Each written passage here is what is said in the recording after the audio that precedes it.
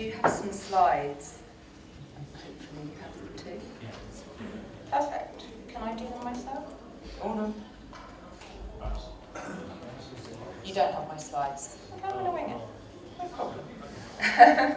Well, firstly, it's a real pleasure to have the opportunity to speak at this really impressive event, and I thank the organisers for inviting me to do so.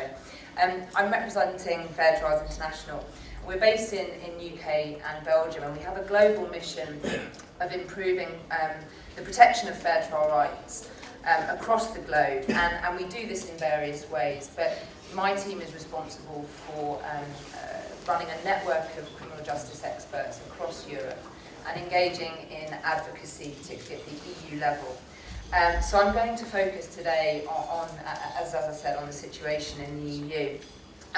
I wanted to start by providing an overview of the key issues that have been identified by our network members in relation to legal aid in the EU. And it's clear that while there are legal aid systems operational in all 28 European Union member states, the most significant concerns raised by practitioners in our network related to the availability and the nature of provisional legal aid systems, early access systems.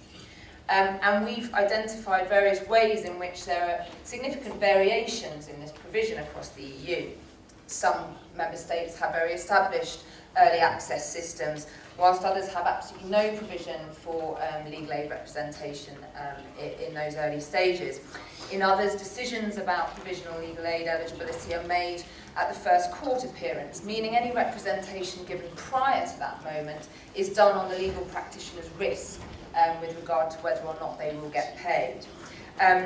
In some countries, access to this provisional legal aid is restricted to the most serious cases where there's mandatory representation guaranteed. There's a real variation as to who is responsible for providing these provisional legal aid systems. And there's real variation as to whether or not suspects may ultimately become responsible for reimbursing the state for the provisional legal aid that they were provided with if they are subsequently found to be guilty. There are also a number of areas of mutual concern across all of the member states. Firstly, there were significant concerns about the levels of remuneration, low payment, delayed payment, and in some cases these fixed fee regimes, which ties in the early access representation with later court representation, meaning that lawyers sometimes make the decision that they will deprioritise attendance at the police station in order to make sure they have time to represent in the court and payment of court. Obviously, low remuneration has knock-on effects for quality, as does lack of specialisation and training. And we also see that there are real concerns about inadequate choice at the early stages, and indeed inconsistency in representation, with the lawyer representing in the police station not then being the representative at court, which can create real disadvantage for the individual. There are also significant concerns about police pressure, picking up on something that Ed just mentioned. Police obviously have a key role to play in the process, and we see that there is a lot of pressure on suspects in certain jurisdictions to waive the right of access to legal aid in these early stages, or indeed there's just a failure to provide the information necessary to exercise that choice. And indeed, there are a lot of situations in which the police are responsible for appointing the legal aid representative, meaning real concerns about independence. So despite the regional coherence which we would expect to have, given that all EU member states are signatories to the European Convention on Human Rights and the standards on fair trial rights that are embedded within that, we see a lot of variation and concerns about those standards, particularly at this early access stage. So what's being done about it? Well, as Zaza mentioned, in 2008 we had the judgment of the European Court of Human Rights, which was mentioned a couple of times yesterday and today, Salduz and Turkey. And I did have a slide that had a nice quotation from the judgment, but I'm going to have to try and remember it. Essentially, the judgment was critical in confirming that there is a right of access to a lawyer from the very first moment of arrest. And what the court identified was the importance of the investigation stage as setting the tone, as Ed said, for the criminal proceedings as a whole.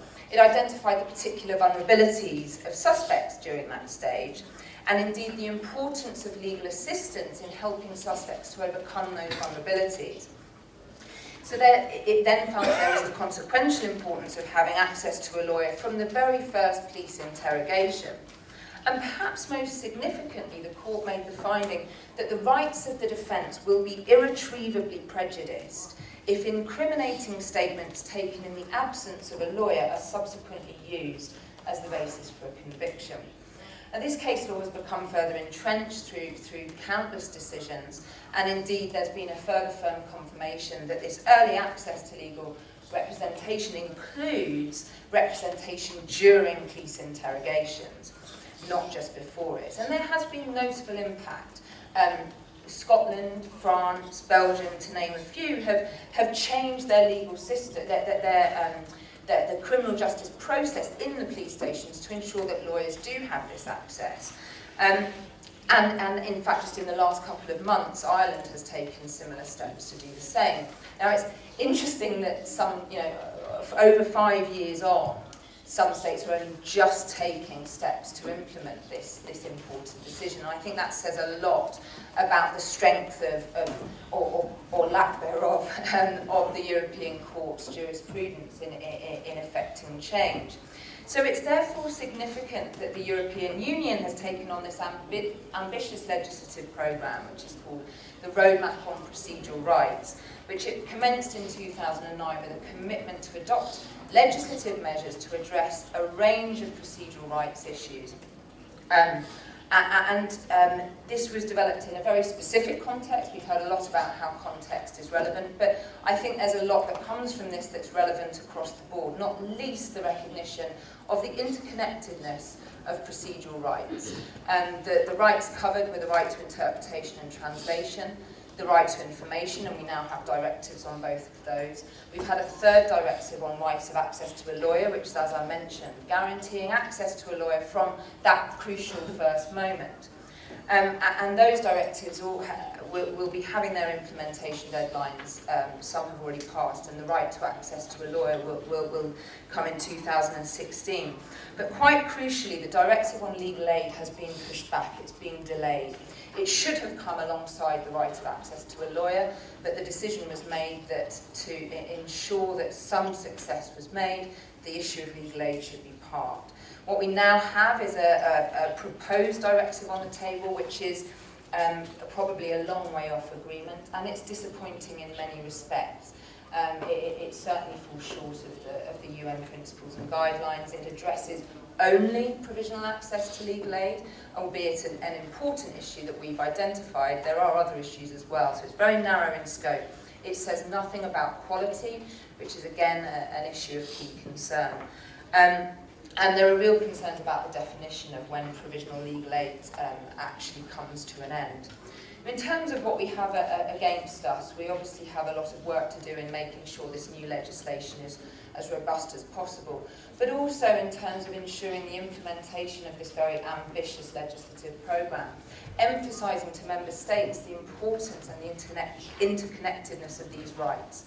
If you do not have interpretation and translation when you need it, you may not understand the right that you have to legal aid and access to a lawyer, and you may therefore inadvertently waive it. Indeed, if you're not provided with the information about the right, you cannot waive it in a knowing and meaningful fashion. I just want to finish though by perhaps what I consider to be the biggest challenge we have within the EU, and I'm sure it will resonate further afield. There is a real need in the EU to have a cultural shift when we think about fair trial rights. Fair trial rights are too often seen as something which needs to be weighed in the balance against public safety and security. This vision of a zero-sum game: if you increase fair trial rights protection, you somehow reduce public safety and security. And I think we have a crucial challenge ahead of us to try and bring fair trial rights into the centre of a criminal justice system, rather than languishing on the periphery.